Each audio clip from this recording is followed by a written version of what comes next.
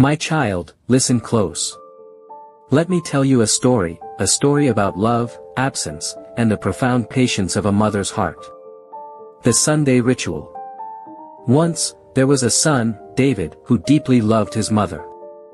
After his father passed, he made a simple promise: every Sunday, "Mom, I'll call." And for a time, he did. Each Sunday at 3 p.m., her phone would ring. She'd settle in with her tea, ready to share the week's small joys: a cardinal at her window, a kind grocery clerk, a neighbor's gentle gossip. It was a ritual, a lifeline connecting their two worlds.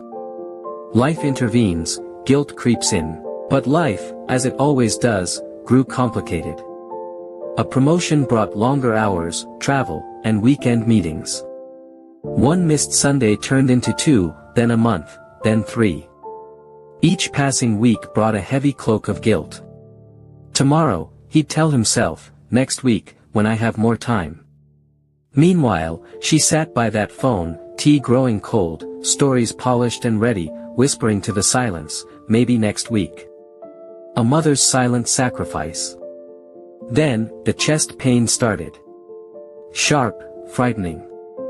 In the emergency room, when asked who to call, she almost gave them his number. But she stopped. He's so busy, she thought, protecting him even then. 3 weeks in cardiac care, alone, while other patients had visitors and flowers. She'd reach for the phone, then pull back, convinced he'd feel terrible. Better to wait, to tell him gently when she was home. The shattering revelation. Finally, guilt cornered David. 4 months. The phone rang. Hello. Her voice was small, tired. Mom, it's David. I'm so sorry. He could hear her smile. Oh, sweetheart, I'm so glad to hear your voice. He asked the usual questions, but her answers felt off, too bright, too quick. When he pressed, there was a long, telling pause. Well, she finally said, I did have a little heart episode a few weeks ago. Nothing serious. I'm home now. The world tilted. What do you mean? You were in the hospital. Why didn't you call me? His words were sharp with panic and guilt. Another pause.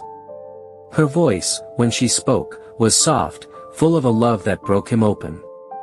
Oh, my dear boy, you have so much on your plate. I didn't want to worry you. Besides, I knew you would call when you were ready. I've been saving up all my stories to tell you. The unconditional embrace. That's when it hit him.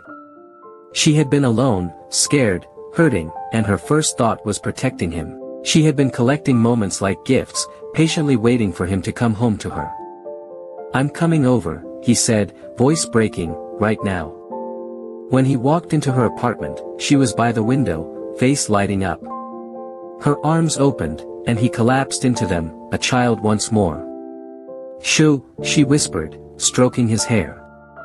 You are here now. That is all that matters. I knew you would come when you were ready. Love never stops believing. And in that embrace, David understood something that shattered him and rebuilt him all at once. Love doesn't keep score.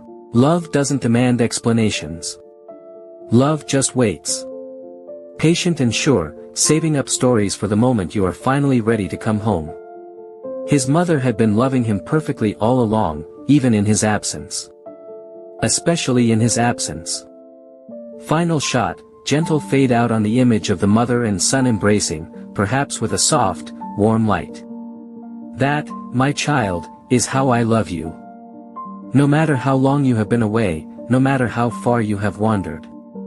I am here, by the phone, saving up stories, waiting for you to come home.